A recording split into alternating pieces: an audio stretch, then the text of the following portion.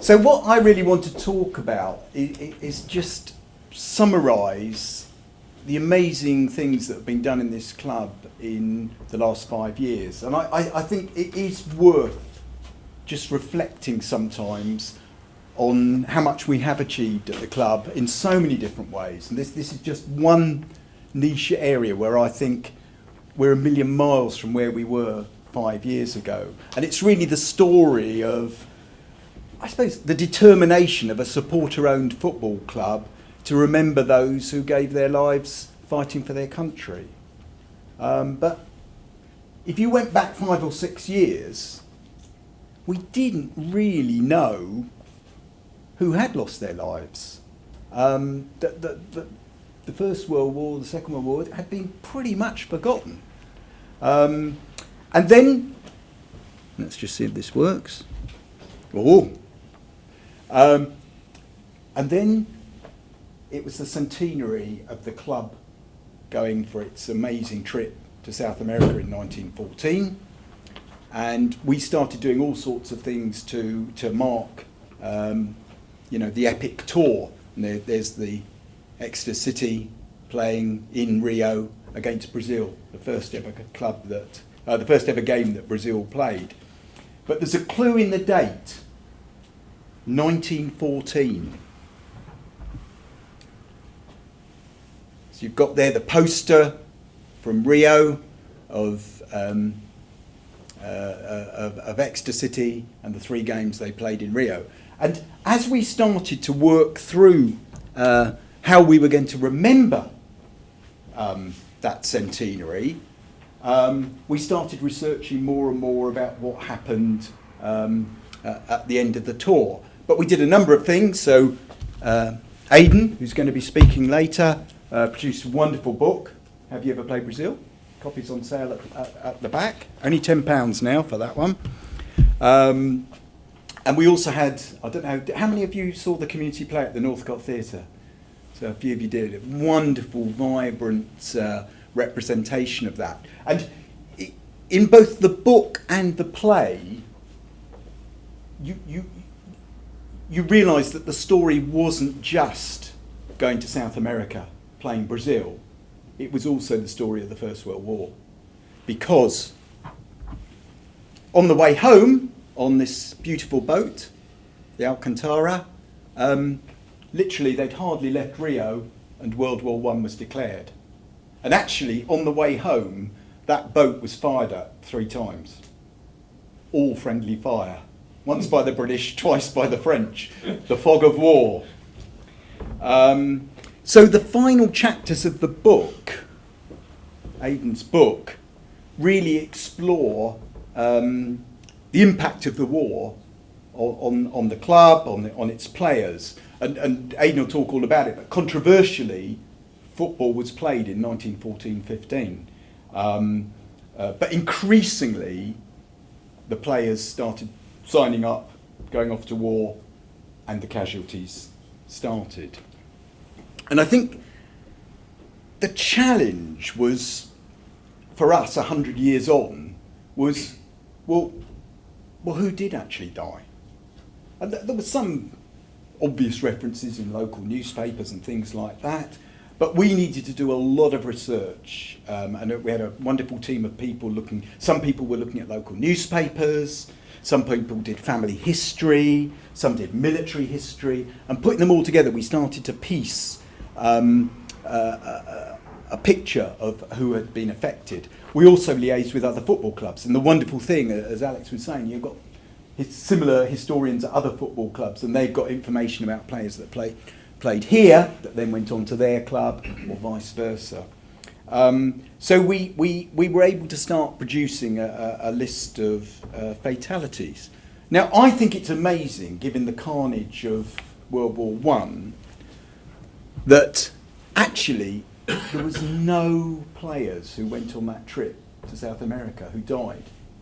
And given how many went, about 15 players, that's pretty good odds. But some of them had injuries that affected them for life and stopped them playing. And this is a wonderful, wonderful photo here of Second from the right, Billy Smith, who, if those of you who saw the play, had a big role in the play. Billy Smith, who lost a leg.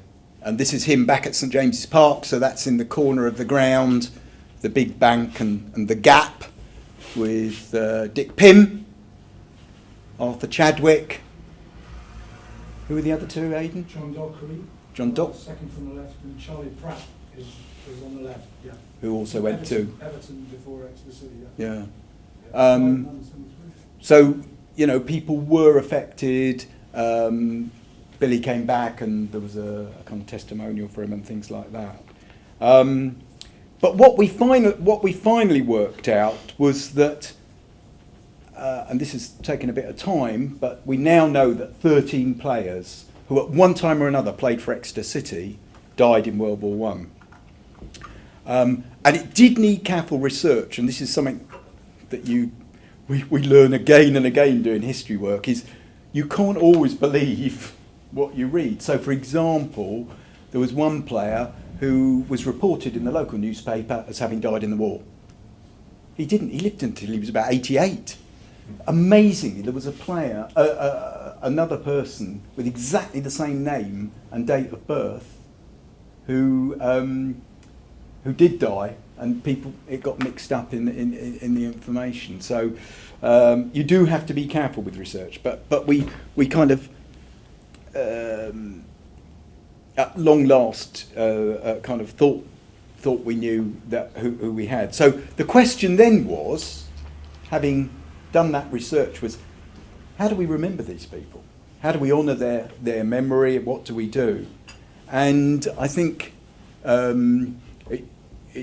it's really great that we've got Andy Holloway here, because I think that the way that people supported the idea of a garden of remembrance was a very beautiful way to remember the people. So we developed this garden of remembrance, which is, well, you probably all know in the entranceway along Stadium Way. There was at the centre of them were two granite plaques. The top one remembering people who died in the First World War, showing their name and regiment and rank, and then also fatalities from the Second World War.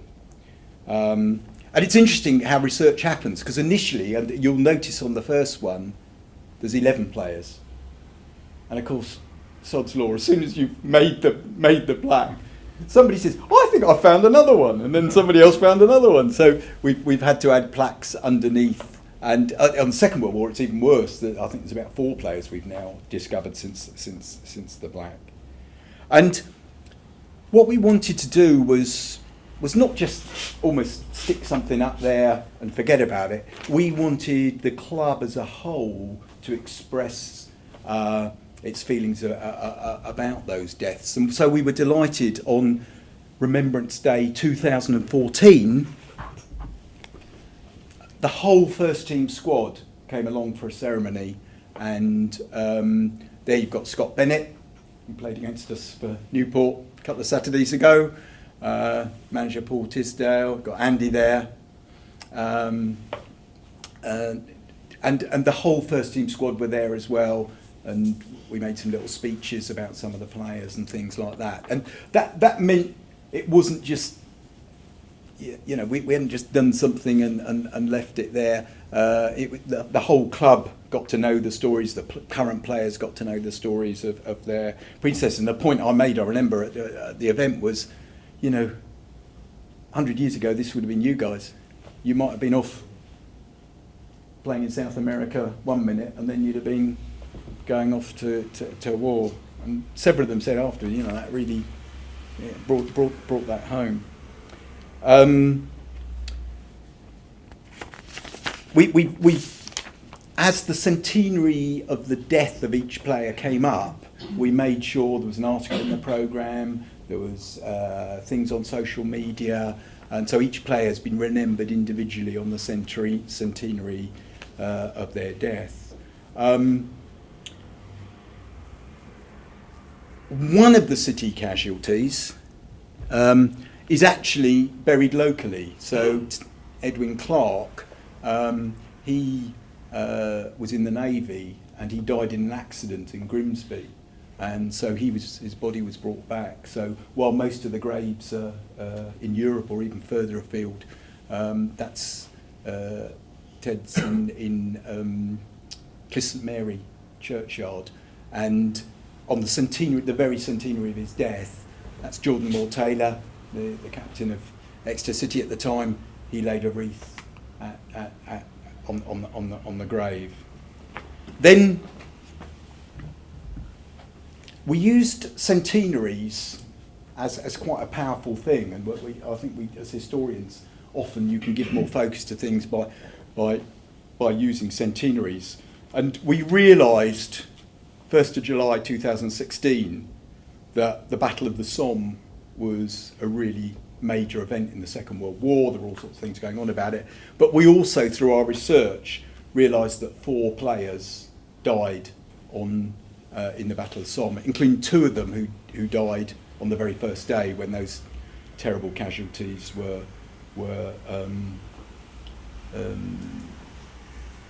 took place. And in a way, this represents the complete range of people involved. So if you look at Fred Bailey on the bottom, Fred was an amateur with City.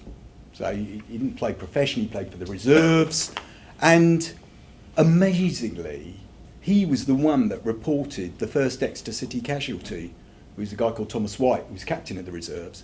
And Fred was an ambulanceman. And if you go in the cathedral, there's a big plaque for the ambulanceman who died local ambulanceman who died in World War One, and Fred Bailey's name's on it. But Thomas White, can you imagine your teammate, your captain, is brought into the hospital area and kind of dies in front of you, and then he reports back to Exeter, White's died, and that was very early on in the First World War.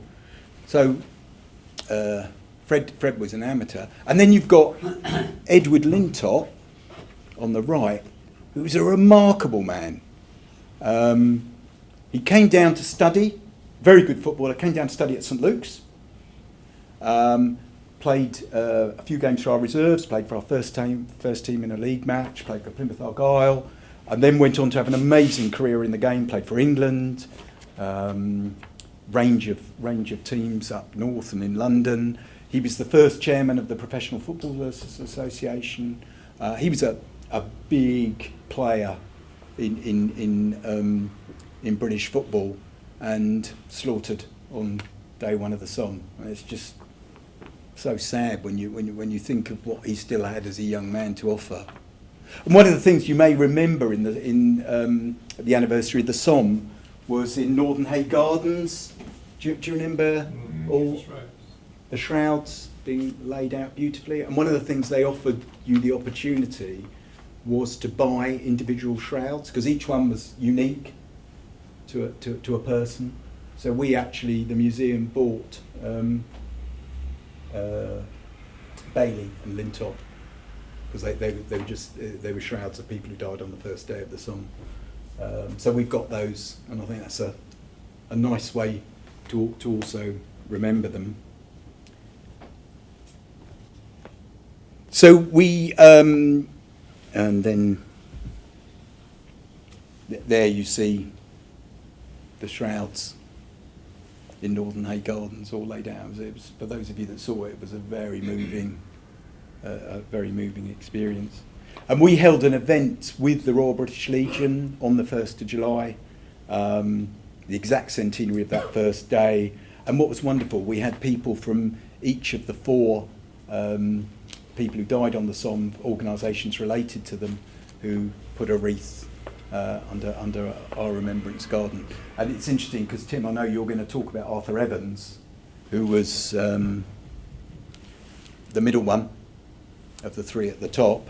And he in the school holidays worked as a cricket coach at West Buckland School in North Devon, and they weren't aware about the link, and he died, and that was all they added into their memorial, and so represented the school put the wreath down.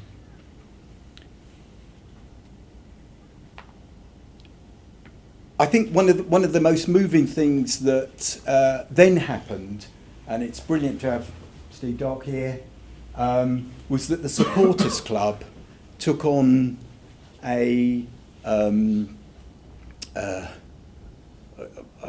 real pilgrimage, if you like, to the graves across France and Belgium, and visited each city grave and left a wreath at each one. So this is just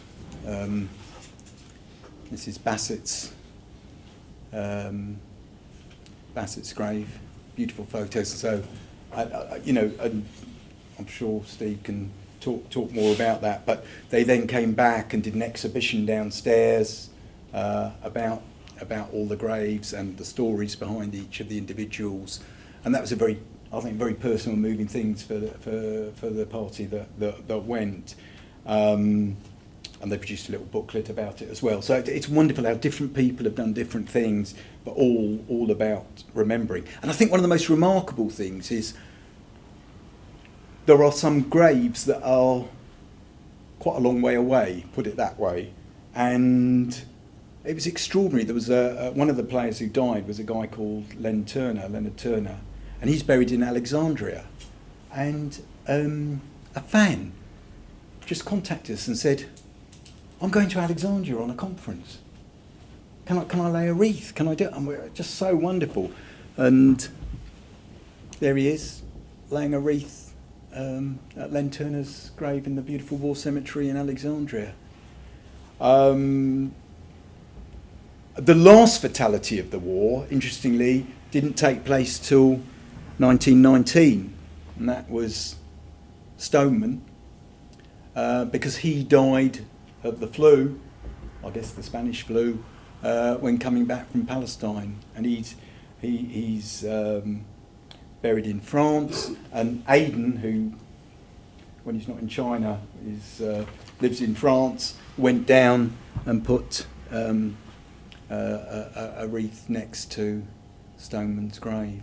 So it's wonderful that this complete combination of efforts by people, some done very formally, some unofficially, some just supporters joining in. I think it just shows the nature of the club and the kind of supporters groups we've got. So I think in 5 years we went from, we certainly hardly knew any of the names to having all those names and honouring them, and we've done that in many ways. So there, for example, with the Remembrance Day programme, remembering all the fallen at the end of the war, so in 2018. So I think we made sure that they were not forgotten, and I think the same goes for the Second World War. Again, very little known. We've added names, but we now think we know of 7 people who died connected with the club in the Second World War.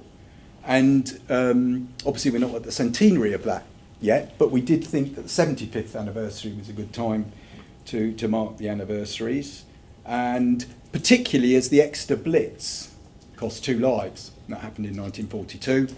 We lost the church next door, St James's, at the time. But one of our former players, Albert Potter, he died in the Blitz. He was an air warden. But what was wonderful was that we didn't know if there were any family around or anything like that. And we made contact. We put out a call, and we started getting contacts from the Potter family saying, "There's loads of us. We all live in St Albans. We still support City. We still support City." And this is Albert's daughter. And we came down. He's buried in Whipton Chapel, down off Pinhoe Road. And again, Jordan Moore Taylor came along, laid a wreath on behalf of the club, and the whole family came, grandchildren, and they were just made up. The grandsons were all very excited to meet Jordan. There's a lot of football chat going on. But what a nice thing to be able to kind of involve a family like that, and so often. And we got something back, because the family brought all this amazing collection of memorabilia to do with his career and time in Exeter. And so that's all been digitised, and if you go on our Grecian Archive website, you see that. Then former chairman of the club, or the chairman of the club during the war, Captain Hunter. He was also killed on air raid duty, and that's Julian and I laying a wreath. He's buried in St John in the Wilderness Church on the edge of Exmouth, and again on the anniversary, the exact 75th anniversary. And again, his granddaughter was just so moved. She didn't know anything about his Exeter City. He was involved in a lot of different things, but she was very, very moved by the involvement.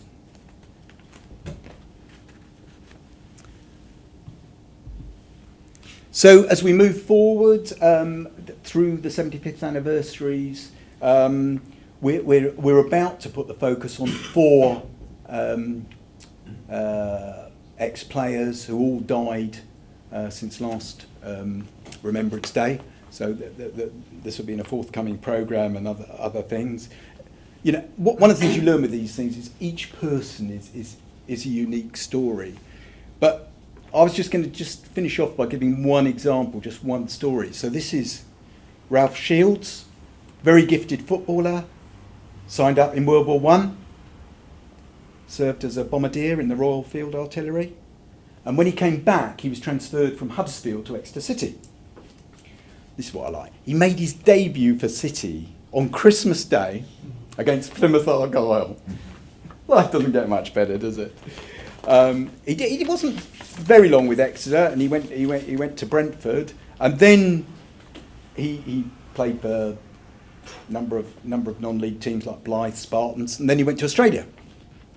And in the Second World War, so he's already fought in the First World War. In the Second World War, he signs up for the Australian Army Service Corps and serves in Malaya. He's captured by the Japanese and sent to Sandakan prisoner of war camp in North Borneo, and he dies there in 1944. And he's buried in the war memorial in the war cemetery in Malaysia, aged 52. And that really brings it home, doesn't it? And so we'll certainly be remembering him and several others, particularly people involved in the Battle of Arnhem, over the next weeks. So really, in summary, we've researched, we've commemorated, we've remembered those from Exeter City who gave their lives, and I think that's something we can all be really proud of. But we do know that you never stop finding out more. So if you know of anyone else, any other stories connected with it, do let us know. But thank you very much.